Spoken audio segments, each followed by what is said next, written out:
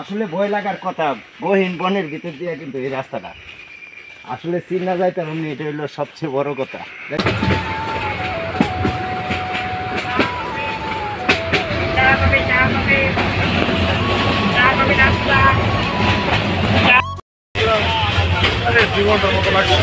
দুই ঘন্টার উপরে, শেষ পর্যন্ত 2 ঘন্টা পরে শ্রীমঙ্গল স্টেশনে পৌঁছলাম।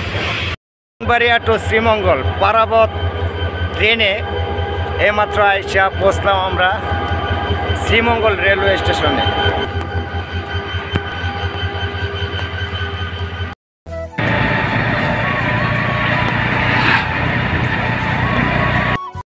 অবশেষে চলে আসছি লাওয়াছড়া জাতীয় উদ্যান, শ্রীমঙ্গল মৌলভীবাজার।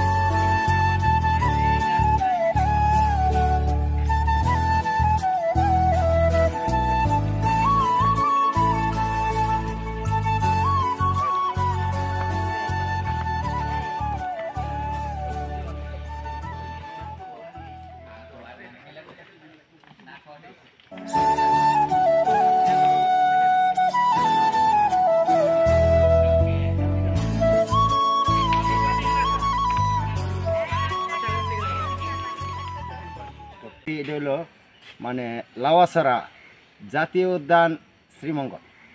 কারণ দেখতে বিশেষ করে প্রাকৃতিক পরিবেশ, বানর, প্রচুর বানর আছে চতুর্দিকে। আসলে ক্যামেরায় আসতেছে না, আসলে অভয়ারণ্য পাহাড়ের। আসলে ভয় ভয় লাগতেছে, কিছু একটু একটু ভয় ভয় লাগতেছে। আশেপাশে বানর দেখা যায়, ক্যামেরাতে যদিও না আসে। পাখির আওয়াজ হইতেছে।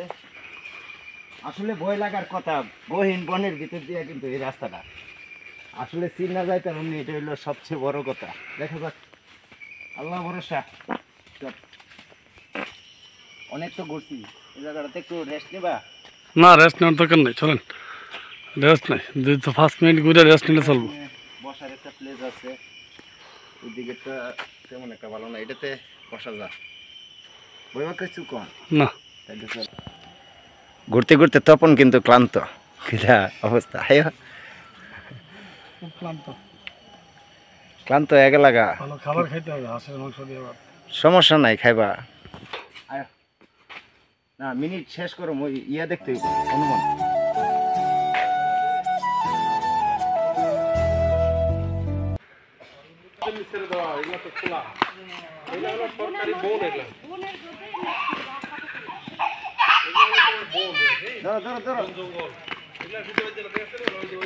ঢাকা সিলেট ঘুরতে ঘুরতে ক্লান্ত। এটা হইতেছে, আগেই বলছি যে শ্রীমঙ্গলের লাওয়াছড়ার জাতীয় উদ্যান। আর আমি যে জায়গাটা দাঁড়িয়ে রয়েছি এটা তো হলো ঢাকা সিলেট রুট ট্রেনের রাস্তা। আজকের ভিডিওটা আর দীর্ঘায়িত করতেছি না, অনেক ঘুরছি, দেখানোর চেষ্টা করছি আপনাদেরকে। সবাই ভালো থাকুন, সুস্থ থাকুন, দেখা হবে অন্য কোনো ভিডিওতে।